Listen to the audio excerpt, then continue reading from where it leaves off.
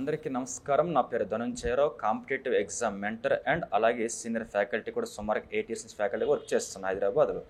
Okay, మరి మన channel ద్వారా కాంపిటేటివ్ అభ్యర్థులకు సంబంధించి ముఖ్యంగా టీజీపీఎస్సీ లేటెస్ట్గా జీఆర్ఎల్ లిస్ట్ రిలీజ్ చేస్తుంది, ముఖ్యంగా గ్రూప్ 2 గ్రూప్ 3కి సంబంధించి. అయితే గ్రూప్ 3కి సంబంధించి ఎక్కువ మందికి అంటే అప్పటికప్పుడు లాస్ట్ 3 ఇయర్స్ నుంచి ప్రిపేర్ అయిన వాళ్ళు కానీ, లేకపోతే లాస్ట్ 4-5 ఇయర్స్ నుంచి ప్రిపేర్ అయిన వాళ్ళు కానీ గ్రూప్ 2 కంటే కూడా గ్రూప్ 3 మీద ఎక్కువ నమ్మకాలు పెట్టుకున్నారు. ఓకే, మరి అలాంటప్పుడు గ్రూప్ 3కి సంబంధించి కట్ ఆఫ్ ఇంకా అంటే కట్ ఆఫ్ మీన్స్ అంటే గ్రూప్ 3కి సంబంధించి పోస్టులు అయితే 1380 ఉన్నాయి.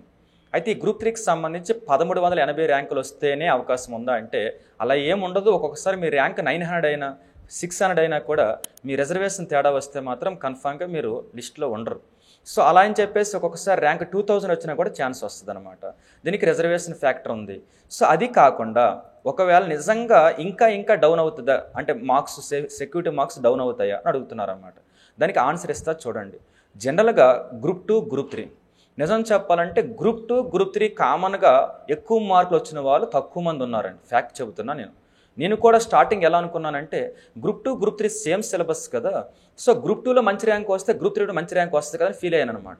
కానీ ఇక్కడ జరిగిన పెద్ద మిస్టేక్ ఏమైందంటే వింత కొంతమందికి వచ్చినాయి. సుమారుగా చెప్పాలంటే గ్రూప్ 2 గ్రూప్ 3లో కామన్గా ఒక 50 నుంచి 75 మంది వరకు అయితే మాత్రం రెండిట్లో మంచి మార్క్స్ వచ్చినాయి. కానీ ఫ్యాక్ట్ ఏంటంటే మాత్రం గ్రూప్ 2లో మంచి మార్కులు వచ్చిన అందరికీ గ్రూప్ 3లో మంచి మార్కులు రాలేదు.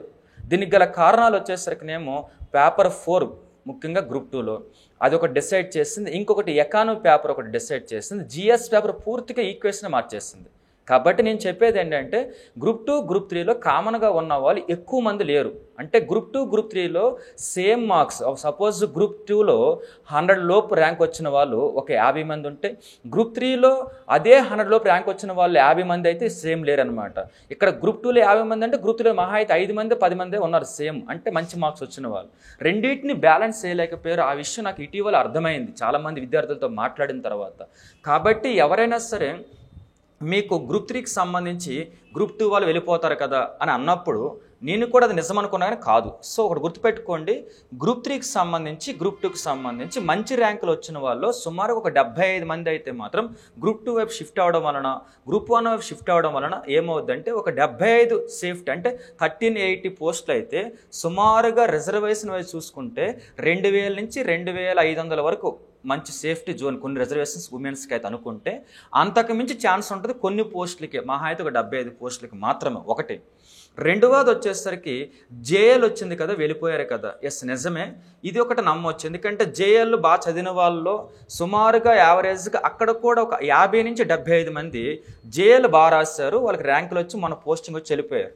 అయితే వాళ్ళు కూడా గ్రూప్ 3లో బాగానే రాసిన వాళ్ళు ఉన్నారు, వాళ్ళతో కూడా నేను మాట్లాడాను. కాబట్టి అంటే యావరేజ్గా మీకు గ్రూప్ 3కి సంబంధించి 1380 పోస్టులు అంటే మీకు ఇందులో కూడా మంచి పోస్ట్ ర్యాంక్ వచ్చి వేరే వాటిలో మంచి ర్యాంకులు వచ్చిన వాళ్ళు 150 నుంచి 200 మంది మాత్రమే ఉన్నారు.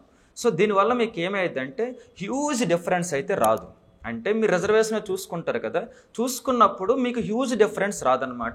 మహా వస్తే ఒక 200 మంది అంటే సుమారుగా 1:3 అనుకుంటే 600 మంది మాత్రమే చేంజెస్ వస్తాయి. సో మీకు సపోజ్ 1:2 or 3 తీసినప్పుడు మీకు సపోజ్ 1300 పోస్ట్ 1380 కాబట్టి 4000 మందిని తీస్తే 1:3లో ఉంటారు.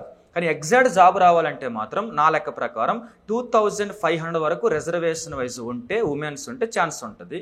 లేదు ఇక ఓసీ అంటే మాత్రం ఓపెన్ కేటగిరీ అయితే మాత్రం ఇక ఇండైరెక్ట్గా చెప్పాలంటే 1380 లోపే ర్యాంక్ ఉండవలసి ఉంటుందన్నమాట. సో ఓవరాల్గా చూసుకుంటే మాత్రం మార్క్ వస్తుంది.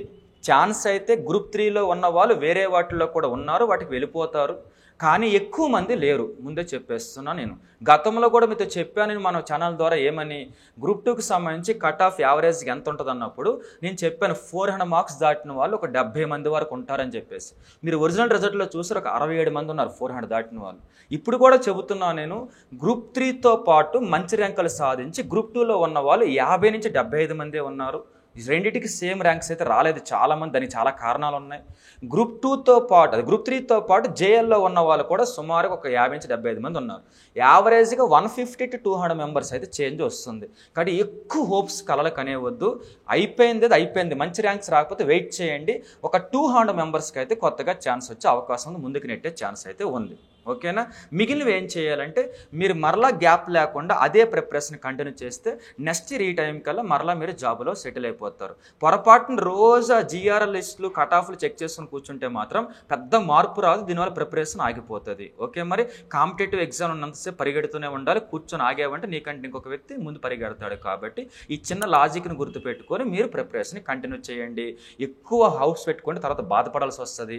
200 మందికి అయితే కొత్తగా వెళ్ళిపోతారు కాబట్టి వేరే ర్యాంకులు వచ్చి మీరు ముందుకు వచ్చే ఛాన్స్ అయితే ఉంది. ఓకేనా మరి, థ్యాంక్ యూ.